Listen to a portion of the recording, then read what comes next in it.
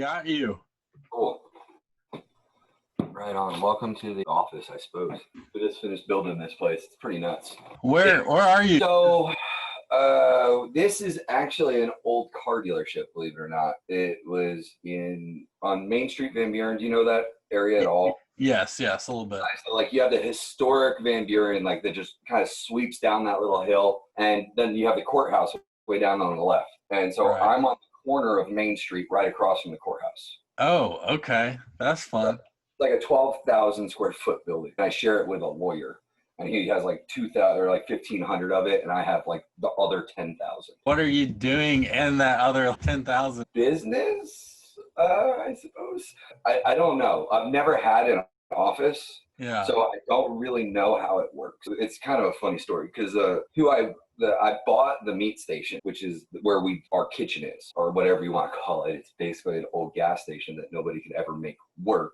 So I was able to get it at a very, very reasonable price.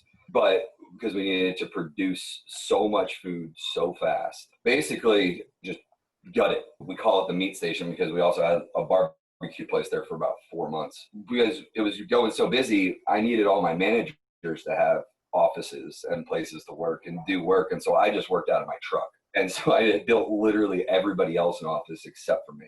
So finally, it got so crazy, where we had 5 stores and we have so many moving components and so much that we needed a space for office work, things that aren't store related, paying the bills, making sure employee files, do this. Until I called the same guy that sold me the meat station up. I said, hey man, you got any office space? I just need an office, nothing fancy. And he's like, well, I got the Road Chevy building, it's 4,000 square feet. I'll give you this ridiculous price on it. And I said, let me go look at it. Then I walked in and I was just like, yes, because it's got 16-foot ceilings. It's basically literally an old car dealership from the 1940s. Big cement walls. I'm really good at envisioning places. I can see schematics. And I was like, we need a wall here, a wall here. I'm going to put a gym there. We're going to put a Fab Shop over here. So we built out that first part. And then I was like, oh, we need more space. I went and took the other side of the building, which is another 6,000. And that's where we keep our trailers to keep them underneath the roof. We have our exhibition smoker and, some other toys. Yeah. Did you ever watch Rob Dyrdek's Fantasy Factory? Very much like that, but mix that with slightly more professional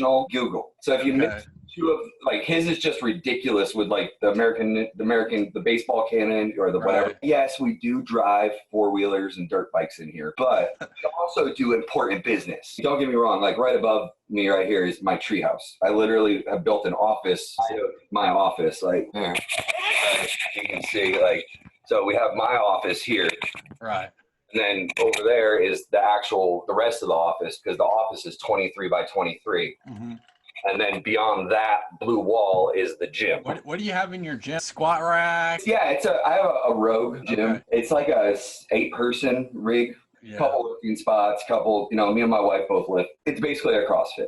I don't have a bike, but I have a rower. We have the ropes. We have the rings and all the other crazy shit that CrossFitters do. I use it more for powerlifting and but it's all the same thing. I've been looking for a rower. I just don't know if I want to drop that much money on it. They're so expensive. If it wasn't a write-off, I wouldn't. But the other thing is the building here is, I use this. I have a Fab Shop beyond this wall, so the gym's that way. Fab Shop is on the other side of this wall, and we have a plasma cutter, and but it's on a CNC plasma cutter, and then we have all the grinders and welders, and our table saw just got here today. We get a lot of stuff to not necessarily reverse engineer, but to see how they did it, and then put our twist on it, and so we can basically make anything. And that's why we have the Fab Shop, is because we make our own stores. We don't go to a contractor and go, hey, I need you to do this thing for me. I have an engineer in-house, and we make it ourselves, and then we go put the stores together ourselves.